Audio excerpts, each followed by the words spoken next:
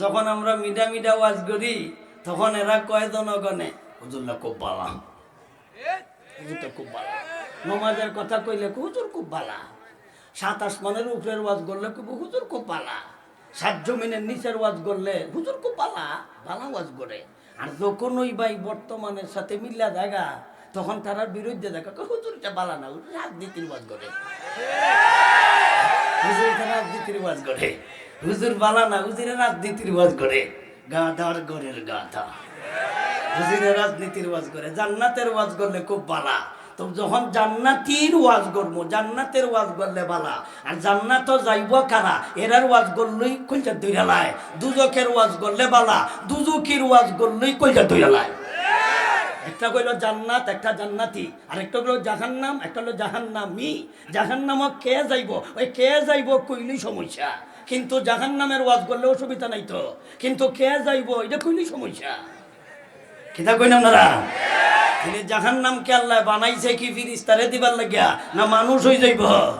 তখন খেয়ে যাইব যদি আমরা আয়াতের সাথে লোকের নাম মিল্লা জায়গা, লোকের চরিত্র মিল্লা জায়গা, তখন হচ্ছে ফেস লাগে জায়গা। এর আগে তো ফেস লাগছে না, সারা মারি আছে 4 কোটি, আর আমরা জীবনের রিস্ক নিয়ে মাত্র 3 কোটি। বড়টা হাই কোনটা হাই, এইটা কোনটা, এই সাতটা হাই, সাতটা হাই, এই সাতটা হাই তো বড়টা হাই।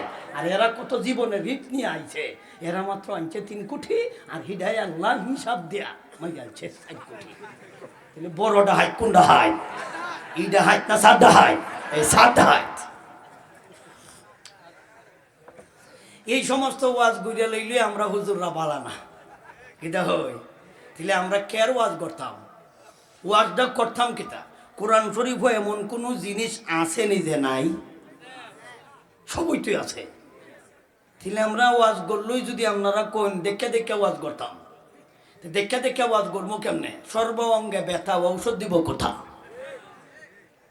সব অঙ্গ আমরা নষ্ট, যে দিকেই ওয়াজ করি এই দিকে আমরা উঠে পড়ে জায়গা। সুদের ওয়াজ করলেই সুদ করে বিরুদ্ধে জায়গা, ঘুষের ওয়াজ করলেই ঘুষ করে বিরুদ্ধে জায়গা। ঘুষখোরের অভাব নাই, এখনো বারা কিস্তিতে ঘুষ নেয়, পুলিশে হুলিশে। মনে করছিলাম যে 5 তারিখ ভালো হয়ে গেছে গা, ভালো হয়েছে না তো, এখনো এটি ভালো হয়েছে না, কবে ভালো হইব? এখনো ঘুষ নেয় কিস্তিতে। ও কুমিল্লা গেছে এক দোকানও কিস্তির টেকা আনতো, ওর ঘুষের টেকা। ও সর্বশেষ কিস্তি আনার সময় গন্যা নেওয়ান শূন্য, ও হুলিশে গো। আচ্ছা কোন চাইতে ইথা ওয়াজ করতাম না, ইথা ওয়াজ যদি না করি তো ওয়াজটা কিতা করতাম, কিতা ওয়াজ করতাম? ঘুষের বিরুদ্ধে ওয়াজ করতাম পারি না, পুলিশের বিরুদ্ধে জায়গা। সুদের বিরুদ্ধে ওয়াজ করতাম পারি না, সুদখোরের বিরুদ্ধে জায়গা। ফরকিয়ার ওয়াজ করতাম পারি না, ফরকিয়ার বিরুদ্ধে জায়গা। বেফরদার ওয়াজ করতাম পারি না, বেটেন্টের বিরুদ্ধে জায়গা। বেনমাজির ওয়াজ বিরুদ্ধে ওয়াজ করতাম পারি না। সারা দেশের মানুষ হই অধিকাংশ মানুষ নমাজ পড়ে না, বেনমাজির বিরুদ্ধে জায়গা। ওয়াজটা করতাম কি থাকো? আমাদের নবী যখন মক্কাতে ইসলামের দাওয়াত দেওয়া শুরু করলেন তখনকার পরিস্থিতি কেমন ছিল? ইতিহাসের পাতা না গাটাইলে বুঝবেন না ভাইজান। আমাদের নবীজি কি কষ্ট যে করছে, কেউ একটা লোক নাই যে ওনার পক্ষে কথা বলবে, একটা লোক নাই যে ওনাকে সাহায্য করবে। মনে মনে কিছু লোক আছে ওনার আত্মীয় একজন, উনি একটু সহযোগিতা করছেন, তথাপিও উনি উচ্চ সুরে কথা কইতে পারেন না, কারণ সরকারের বিরুদ্ধে যাইব গা, জনগণের বিরুদ্ধে যাইব গা, কাজিনী ওনার নিয়ে আবার ব্যক্তিত্ব নষ্টই জায়গা। এই কারণে উঁচু আওয়াজে কথা কইত না, কিন্তু ওনারে সান্ত্বনা দিত যে হ্যাঁ আপনি একটু সেই ভে চললেন, আপনি একটু সেই ভে যাইয়েন, ভেজাল আছে। এইভাবে একজনে একটু সহযোগিতা করছে ওনার আত্মীয়র মধ্যে। একজনের কথা পাওয়া যায়, আবুল আহাব প্রথম দিকে সহযোগিতা করছিল। প্রথম দিক বলতে নবুয়তের আগে। নবুয়তের আগে তো নবীদি হ্যাঁ দেবতার বিরুদ্ধে কইছে না, দুর্গার বিরুদ্ধে কইছে না, হক কথা কইছে না। নবী খুব বালা আছিলেন, নবী খুব বালা আছিলেন। আর যখন ওই নবীজি তাদের স্বার্থের বিরুদ্ধে জায়গা কথাগুলি, তখন ওই নবীজি খারাপ হয়ে গেছে গা, তখন ওই নবীজি নষ্ট হয়ে গেছে গা। আমরাও তো ভাই যখন আমরা মিডা মিডা ওয়াজ করি তখন এরা কয় জনগণে হুজুরটা খুব বালা, হুজুরটা খুব বালা। নমাজের কথা কইলে হুজুর খুব বালা, সাত আসমানের উপরের ওয়াজ করলে হুজুর খুব পালা, সাত জমিনের নিচের ওয়াজ করলে হুজুর খুব পালা ভালা ওয়াজ করে। আর যখন ওই ভাই বর্তমানের সাথে মিল্লা দেখা, তখন তারার বিরুদ্ধে দেখা হুজুর এটা বালা না, রাজনীতির ওয়াজ করে, হুজুর এটা রাজনীতির ওয়াজ করে, হুজুর বালা না, হুজুরে রাজনীতির ওয়াজ করে। গাধার ঘরের গাধা, হুজুরে রাজনীতির ওয়াজ করে। জান্নাতের ওয়াজ করলে খুব বালা। তো যখন জান্নাতির ওয়াজ করবো, জান্নাতের ওয়াজ করলে বালা। আর জান্নাতও যাইব কারা, এরার ওয়াজ করলেই কলজা দইরা লায়। দুজকের ওয়াজ করলে বালা, দুজকির ওয়াজ করলেই কলজা দইরা লায়। একটা কইল জান্নাত, একটা জান্নাতি, আর একটা হলো জাহান্নাম, একটা হলো জাহান্নামি। জাহান্নামও কে যাইব, ওই কে যাইব কইলেই সমস্যা। কিন্তু জাহান্নামের ওয়াজ করলে অসুবিধা নাই তো, কিন্তু কে যাইব এটা কইলেই সমস্যা। কিতা কইন আপনারা? তিনি জাহান্নামকে আল্লাহ বানাইছে কি ফিরিস্তারে দিবার লাগিয়া, না মানুষ হয়ে যাইব? তাইলে এখন খেয়ে যাইব যদি আমরা আয়াতের সাথে লোকের নাম মিল্লা জায়গা, লোকের চরিত্র মিল্লা জায়গা, তখন হচ্ছে ফেস লাগে জায়গা। এর আগে তো ফেস লাগছিল না নবীজি, এর আগে তো ফেস লাগছিল না। 40টা বছর কাটাইছে, কোনো রকমের দুশ্মন নাই, নবীজির বন্ধুর অভাব নাই। সমস্ত বেঈমান কাফিরেরা নবীর বিশ্বস্ত দেখা এরা নবীজির কাছে আইনা আমানত রাখতো, টাকা পয়সা রাখতো, স্বর্ণ অলংকার রাখতো। লোকটা আমানতদার, উনি সত্যবাদী। এরাই নবীজিকে তারা সম্মিলিতভাবে তারা একটা টাইটেল দিছে, একটা উপাধি দিছে, নবীর একটা উপাধি দিছে। নবী বলেন আল আমিন। আল আমিন তো মুসলমানে দেয় নাই, আল আমিন তো আবু বকর দেয় নাই, আল আমিন তো উমর দেয় নাই, আল আমিন তো সাহাবায়ে কেরাম দেয় নাই, আল আমিন তো মুসলমান দেয় নাই, আল আমিন তো মুমিন মুসলমানে দেয় নাই। আল আমিন উপাধি তো দিছিল তখনকার বেঈমান কাফেররা। নবীর চরিত্র খারাপ থাকার কারণে দিছে না বালা। যখন 40 বছর পরে নবী নমাজের কথা কয়, সুদ খাইও না, ঘুষ খাইও না, এখন নবী বালা না। এর আগে বালা ছিলেন, এখন বালা নাই। কেরে স্বার্থে জায়গা। যখন আমরার ওয়াজ জান্নাতের পর্যন্ত থাকে তখন বালা, 7 আসমানের উপরে থাকলে তখন বালা, 7 জমিনের নিচে থাকলে তখন বালা। যখন কই বিলে দেশের মাল বিদেশ চুরি করে লয় জায়গা সুর, তখন হুজুরে রাজনীতি করে। সুরের বিরুদ্ধে কইলে রাজনীতি, ডাকাইতের বিরুদ্ধে কইলে রাজনীতি। তাইলে তোমরা মনে কি তা চুরি করতায়? আর আমরা সমাজের এমন অবস্থা হইছে, 10-12 টাকার সুর, নাইকল সুর, ডাব সুর, মূলা সুর, এটাও এক জাতের সুর। গরু সুর, মুরগি সুর, ছাগল সুর, এটাও এক জাতের সুর। এটাকে হিদেশ বানাই আনুন জানা বাড়া।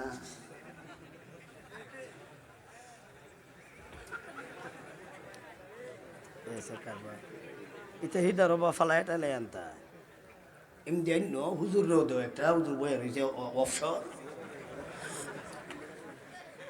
আমি তো একটা কামও আছি, হুজুর অফসর বাড়াইয়া দে বাড়াই হুজুর খাইব না। এমনি তো একটা হুজুর রোদ একটা সভাপতি কি অফসর থাকে এমনি মেলা খাইতে পারবো।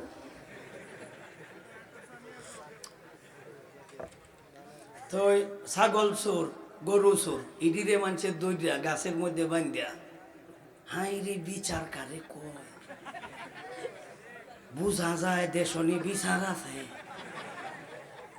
আর যে বেড়ায় 2000 কোটি টাকা বিদেশ পাচার করে লিছে, হেরে সাথ দেয়। কিন্তু এটাও চোর, হেটাও চোর, এই দুইটাই চোর। এই গরু চোর, ইডাও চোর, আর যেটা 100 কোটি টাকা মারি আনছে এটাও চোর।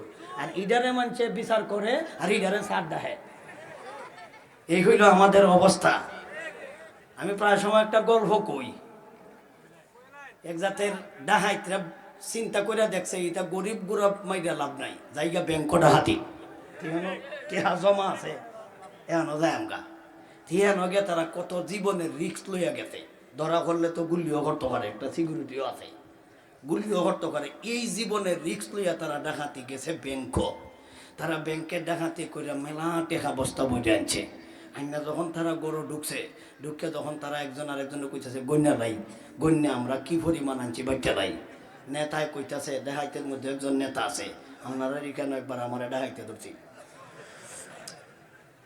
আপনারা করিমগঞ্জ থানা তৈ। যাই হোক, নেতায় কইতাছে অহন গনার দরকার নাই, বলে কে রে টিভিটা সার, আমরা কয় টাকা আনছি এটা টিভির সংবাদ কইব সারে। এরপরে আমরা মনে যে হেরার কওয়ায় আর আমরা রান্নায় মিল আছে। কিছুক্ষণ পরে দেখা যায় সংবাদ প্রচার হইছে যে আপনার যে যিনি ব্যাংকের প্রধান উনি বর্ণনা দিতেছে আমরা ঢাকাইতে লুটফাট করে আমরা ব্যাংকের টাকা নিয়ে গেছে 7 কোটি টাকা। তখন এরা কইতে গণ্যা দেখে দিয়ে আমরা কয় কোটি আনছি। ম্যানেজারে কইতেছে কয় কোটি, 7 কোটি। এরা গণ্যা দেখা আনছে তারা 3 কোটি। তখন গণছে কয় কোটি, আর হিডা একলাই মাই দিচ্ছে 4 কোটি। ডাকাই এরা কইতেছে সর্বনাশ, আমরা ডাকাইতে থেকে সেইটা বড় ডাকাই, এটা তো কষ্ট ছাড়া খাইয়া লাইছে, কষ্ট ছাড়া মারি আছে 4 কোটি, আর আমরা জীবনের রিস্ক নিয়ে মাত্র 3 কোটি। বড় ডাকাই কোন ডাকাই? এইটা কোনটা? এই 7 ডাকাই, 7 ডাকাই, এই 7 ডাকাই তো বড় ডাকাই। আর এরা কত জীবনের রিস্ক নিয়ে আইছে, এরা মাত্র আনছে 3 কোটি, আর হিডাই আল্লাহ হিসাব দেয়া মাই আনছে 4 কোটি। তাহলে বড় ডাকাই কোন ডাকাই?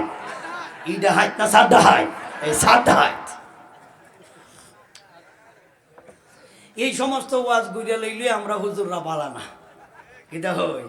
তাহলে আমরা কেয়ার ওয়াজ করতাম, ওয়াজটা করতাম কিতা? কোরআন শরীফ এমন কোনো জিনিস আছে নিজে নাই, সবই তো আছে। তাহলে আমরা ওয়াজ করলেই যদি আপনারা কোন দেখে দেখে ওয়াজ করতাম, দেখে দেখে ওয়াজ করবো কেমনে? সর্ব অঙ্গে ব্যথা, ঔষধ দিব কোথা? সব অঙ্গ আমরা নষ্ট। যে দিকেই ওয়াজ করি এই দিকে আমরা উঠে করিয়া জায়গা। সুদের ওয়াজ করলেই সুদ করে বিরুদ্ধে জায়গা, ঘুষের ওয়াজ করলেই ঘুষ করে বিরুদ্ধে জায়গা। ঘুষখোরের অভাব নাই, এখনো বেটা কিস্তিতে ঘুষ নেয়। পুলিশে মনে করছিলাম যে 5 তারিখ ভালো হয়ে গেছে গা, ভালো হয়েছে না তো, এখনো এটি ভালো হয়েছে না, কবে ভালো হইব? এখনো ঘুষ নেয় কিস্তিতে। ও কুমিল্লা গেছে এক দোকানো কিস্তির টেকা তো ওর ঘুষের টেকা। ও সর্বশেষ কিস্তি আনার সময় গন্যা নেওয়ান শূন্য হুলিশে গো। আচ্ছা কোন চাইতে ইথা ওয়াজ করতাম না, ইথা ওয়াজ যদি না করি তো ওয়াজটা কিতা করতাম? কিতা ওয়াজ করতাম? ঘুষের বিরুদ্ধে ওয়াজ করতাম পারি না, পুলিশের বিরুদ্ধে জায়গা। সুদের বিরুদ্ধে ওয়াজ করতাম পারি না, সুদকুরের বিরুদ্ধে জায়গা। ফরকিয়ার ওয়াজ করতাম পারি না, ফরকিয়ার বিরুদ্ধে জায়গা। বেফরদার ওয়াজ করতাম পারি না, বেটেন্টের বিরুদ্ধে জায়গা। বেনমাজির ওয়াজ বিরুদ্ধে ওয়াজ করতাম পারি না। সারা দেশের মানুষ হই অধিকাংশ মানুষ নমাজ পড়ে না, বেনমাজির বিরুদ্ধে জায়গা। ওয়াজটা করতাম কি থাকো? কার পক্ষে ওয়াজ করতাম? সর্বঙ্গে ব্যথা, ঔষধ দিতাম কোথা? সব জায়গায় তো বেজাল। এটা নির্বেজাল একটা ওয়াজ করি যে কেউ রুখরে করতো না, কেউ রুখরে করতো না। একটা ওয়াজ আছে 27 মনের উপরের ওয়াজ করলে আর জমিনও নামতাম না, আর এখানে কেউ বাস করে না।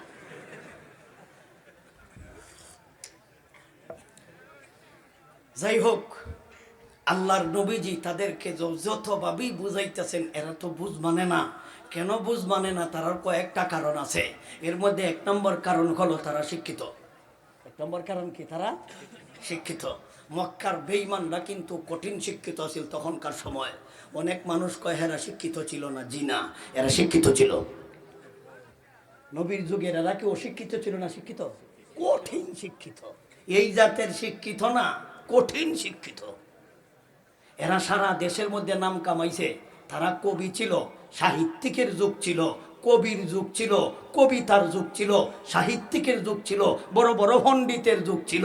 কিন্তু এরা কোরআন হাদিস না মানার কারণে এরা হইল জাহিলিয়াতুল উলা, এরা হইল প্রথম বর্বর। এই বর্বর হইল কেন? তারা কোরআন হাদিস না জানার কারণে। অন্য জিনিস তাদের জানা ছিল থেকেই তারা শিক্ষিত ছিল, কোরআন হাদিস না জানার কারণে হইল অশিক্ষিত। এখন আপনারা বলেন এই যুগের দোষ দিতাম কেন? এই যুগের কি দোষী নাই? এই যুগে তো বড় বড় ডিগ্রির অভাব নাই, কোরআন হাদিস জানা নাই, বড় বড় ডিগ্রির অভাব নাই, বিসিএস ক্যাডার আছে, নামাজের নিয়ম জানা নাই, রোজার নিয়ম জানা নাই, কোরআন হাদিস জানা নাই। এই যুগের মানুষরা যদি অশিক্ষিত বলা হয়, এর উপর অশিক্ষিত, এর উপর অশিক্ষিত। তাহলে এই যুগের মানুষদেরকে জাহিলিয়াতুল উলা বলা হয়, এরা হইল মূর্খ। তাইলে তুই কিতা? তুই কোরআন হাদিস জানস? তুইও তো মূর্খ। তাহলে তুই যে জাতের মূর্খ হেরা ওই জাতের মূর্খ আছিল। হেরা অশিক্ষিত কম আছিল না, হেরা অশিক্ষিত কম আছিল না, হেরা যে বড় শিক্ষিত তার কবিতাই মক্কার গেইটে ঝুলানো থাকতো, মক্কার গেইটের প্রধান গেইটে ঝুলানো থাকতো। এর কবিতার মোকাবিলা যে ওই করতে পারবে এ ওই হইব জগতের শিক্ষিত। এইভাবে ঝোলানো নামানো, ঝোলানো নামানো, ঝোলানো নামানো দীর্ঘদিন পর্যন্ত ছিল। আল্লাহর নবীজি যখন নবুয়তি দায়িত্ব পালন করার আদেশ পাইলেন তখন নবীজিও হেরার দেখা দেখি কোরআন শরীফের একটা সূরা ছোট্ট এটা দিলেন পিছন দিকে দিয়ে ঝুলাইয়া। তখন এরা যারা আপনার গবেষক, এরা গবেষণা করে তো উঠাইব নামাইব, তখন গবেষকরা আইলো শিক্ষিতরা, এরা আইসা এখন দেখতেছে এটার ভাষায় দিয়ে একটা কবিতার মতো আছে। এখন এরা কইতে তো এটা তো একজনে দিছে, এখন এটা বুঝি। এখন বড় বড় শিক্ষিত যারা আছে এরা একটা এই সূরা দেখে একটা বিহদ ভরছে। বিহদটা কেমনে? এটা কবিতা কইতাম নাকি গদ্য কইতাম? এখন গদ্য কইতো খারে না, পদ্য কইতো খারে না, তর্জমা করবো না ভরে। আরে তর্জমার ব্যাখ্যা, এটার বিশ্লেষণ, এটার অর্থ ভরে। আগে কিতা দইরা অর্থ উঠাইতায়, কি ধরবেন? এখন হেরা এটার কবিতাও ধরতে পারে না, গদ্যও ধরতে পারে না, পদ্যও ধরতে পারে না। আগেরটা তো আসিল হেরার এটা পদ্য, এখন যে নবীজি দিছে এটার নিচে দি জুলাইয়া এটার পদ্যও কইতে পারে না, গদ্যও কইতে পারে না।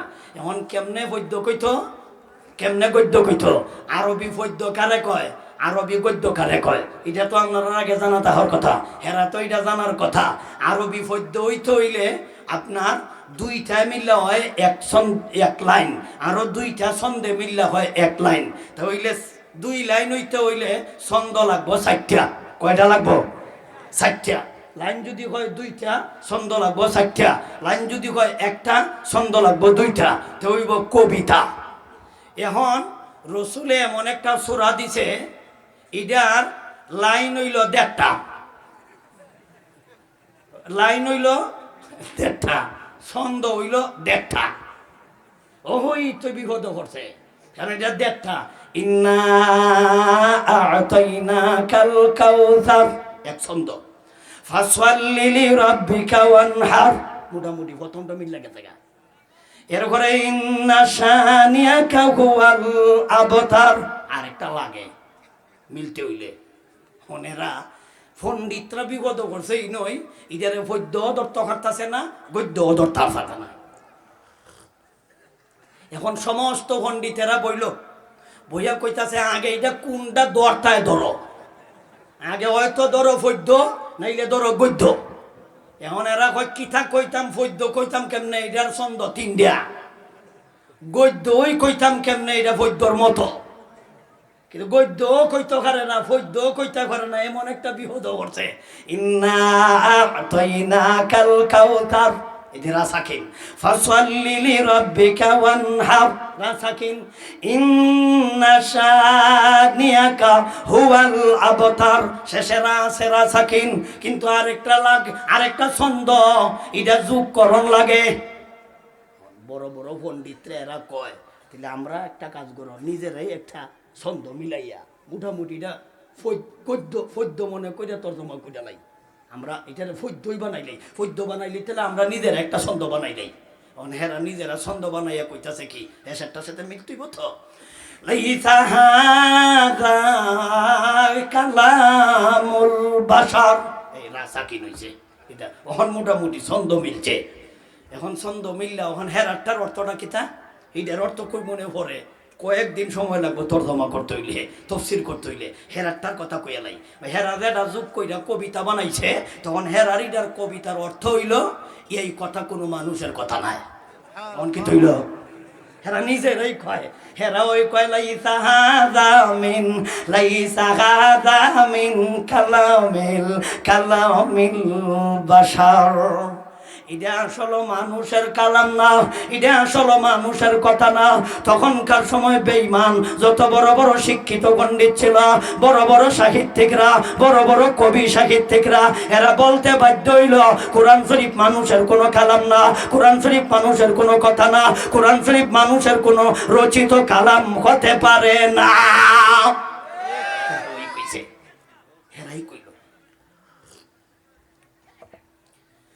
আল্লাহর নবী সাইয়্যিদুল মুরসালিন তাদেরকে বুঝাইতেন এই যুগটা কি ছিল অশিক্ষিত যুগ না শিক্ষিত? শিক্ষিত।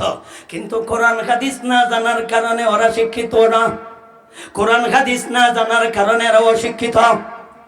এই যুগে অত আল্লাহর দৃষ্টিতে শিক্ষিত কারা? আল্লাহর দৃষ্টিতে শিক্ষিত হলো যারা কোরআন হাদিস জানে, এরাই হইল মাত্র শিক্ষিত, এরাই হইল সমাজের শিক্ষিত, এরাই হইল দেশের শিক্ষিত, এরাই হইল সমাজের শিক্ষিত, এরাই হইল গ্রামের শিক্ষিত, এরাই হইল মহল্লার শিক্ষিত, এরাই হইল গড়ের শিক্ষিত, এরাই হইল রাষ্ট্রের শিক্ষিত। এটা হলো কোরআন হাদিসের মতে। যারা কোরআন হাদিসের জ্ঞান নাই এরা রাষ্ট্রের শিক্ষিত হতে পারে না। আল্লাহর দৃষ্টিতে আগেই কিছু সমাজের দৃষ্টিতে না আল্লাহর দৃষ্টিতে? আল্লাহর দৃষ্টিতে। আল্লাহর দৃষ্টিতে যারা শিক্ষিত, সমাজের শিক্ষিতরা এদেরকে কয় জঙ্গিবাদী। আমরা জঙ্গিবাদী, আমরা মৌলবাদী, আমরা রাজাকার, আমরা আল বদর, আমরা আসাম। বুঝছেন? এরা শিক্ষিত ক্যাডার, ক্যাডার বিসিএস ক্যাডার। আর আমরা মৌলবাদী, খয়রাতির দল। আমরা খয়রাতির দল, লিল্লা খাওয়ার দল।